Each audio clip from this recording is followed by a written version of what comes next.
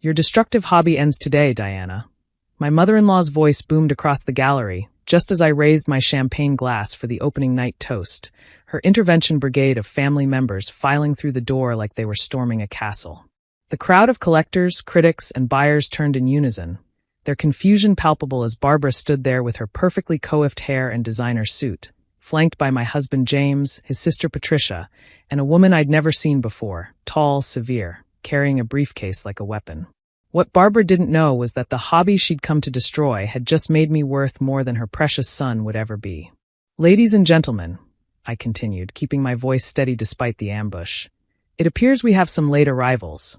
Please continue enjoying the exhibition while I handle this family matter.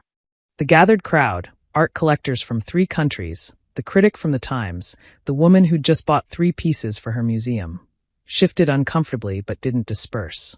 New York art people lived for drama. Barbara marched forward, her heels clicking against the polished concrete like a countdown. Don't pretend this is normal, Diana. We're here for an intervention. This has gone too far. An intervention? I set down my champagne carefully. At my gallery opening? Precisely. She gestured around the space I'd spent 2 years renovating. This delusion, this waste of James's money. My money, I corrected, but she steamrolled on. This is Dr. Helen Martinez. She pulled the briefcase woman forward. A real career woman. Cardiothoracic surgeon at Mount Sinai. Someone who understands the value of contributing to society instead of playing with paint. Helen had the grace to look uncomfortable, clutching her briefcase like a shield. James stood behind his mother, his face a mixture of embarrassment and resignation I'd grown used to over our 7-year marriage. How thoughtful, I said, noting the way several collectors were now recording on their phones. James, did you know your mother was planning this? He shifted his weight, that telltale sign of his guilt. Diana, maybe we should discuss this privately. Privately? Barbara's voice rose. You've been promising to handle this privately for years. Meanwhile, she squanders your inheritance on this gallery.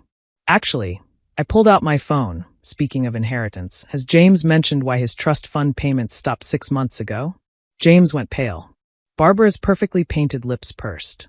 What are you talking about? Oh, he didn't tell you? I smiled at Helen, who was edging toward the door. The trust administrators found some interesting discrepancies. Gambling debts, mostly. Atlantic City is lovely this time of year, isn't it, James? Diana. James stepped forward. This isn't the place. No. Your mother thought it was the perfect place for an intervention. I gestured to the walls around us. Dr. Martinez, before you accept this generous offer to replace me, you should know that James owes approximately $300,000 to some very unfriendly people. Helen's eyes widened. She took another step backward. Lies. Barbara sputtered. James would never. Check your credit card statements, Barbara. The cash advances? The second mortgage on the Hamptons house you co-signed. I watched recognition dawn on her face. He's been floating his gambling with your money for 2 years.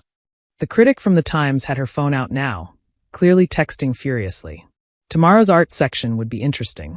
Even if that were true, Patricia finally spoke up, it doesn't change the fact that you've wasted years on this ridiculous art fantasy.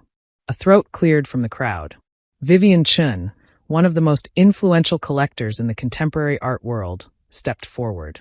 Excuse me, did you just call Diana's work a ridiculous fantasy? Patricia, who had no idea who she was talking to, doubled down. It's finger painting. A child could do it. The room collectively gasped. Vivian's eyebrows rose to her hairline. Finger painting, she repeated slowly. The piece I just purchased for my private collection for $200,000. That finger painting. Barbara's mouth opened and closed like a fish. I almost felt sorry for her. Almost. 200. James croaked out. Actually, I said, enjoying this more than I should. That's just one piece. Tonight's sales currently total. I checked my phone where my assistant had been updating the figures. 1.3 million. So far. That's impossible. Barbara shrieked. You're lying. James said you hadn't sold anything in months. James says a lot of things. I looked at my husband, who was now sweating through his expensive shirt. Like when he told me he was working late, but was actually at Foxwoods. Or when he said the bruises were from boxing at the gym. Bruises? Helen spoke for the first time, her voice sharp. What bruises? The ones from his bookie's enforcer. I rolled up my sleeve slightly, showing the faded marks. James thought if they couldn't collect from him, they'd try his wife. Turns out they're not art fans. The silence in the gallery was deafening. Even Barbara seemed struck dumb. But here's the beautiful irony, I continued, looking directly at Helen. The money James gambled away? It was supposed to be for this gallery. I funded it myself, with my inheritance from my grandmother. The one Barbara always said was worthless. Your grandmother was a secretary. Barbara finally found her voice. A secretary who bought Apple stock in 1980 and never sold. I smiled. Funny how James never mentioned that to you. Or that I paid cash for this building. Or that I've been supporting us for the last 3 years while he pretended to work at your friend's law firm. I work, James protested. Filing papers twice a week isn't work, darling. It's charity. I turned to the crowd, which had grown as people from the street wandered in to watch the show. But please don't let me stop this intervention. Dr. Martinez, would you like to continue with your presentation? I'm sure you have a PowerPoint about why you'd be a better wife. Helen clutched her briefcase tighter.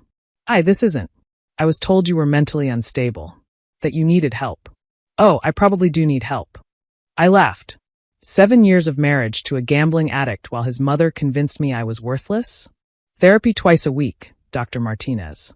Highly recommend it. Stop this, Barbara commanded. James is a good man. You've corrupted him with your bohemian lifestyle. Barbara. A new voice cut through her tirade. Marcus Wellington, my gallerist and one of the most powerful men in the New York art scene, stepped out from the back office. I think it's time you left. Barbara drew herself up. And who are you? The man who just sold Diana's entire Emergence series to MoMA. He smiled coldly. Also, the man who owns the building next to yours in Southampton. The one with the security cameras that caught James breaking into Diana's studio last month. James stumbled back. I wasn't. Stealing paintings to sell for gambling money? Marcus pulled out his phone, showing a video. Very clear footage. Diana didn't want to press charges. Family loyalty and all. But that can change. Patricia grabbed James's arm. Is this true?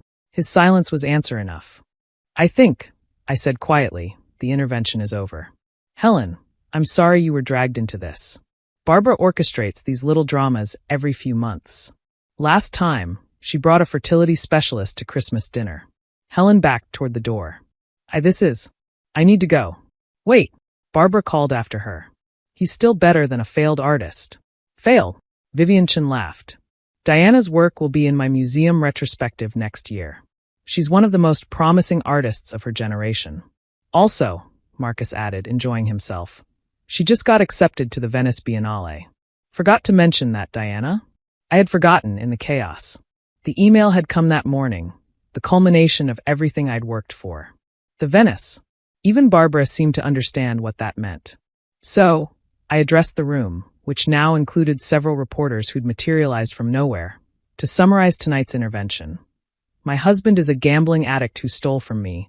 His mother attempted to pimp him out to a cardiac surgeon at my professional event, and I'm representing the United States at the most prestigious art exhibition in the world.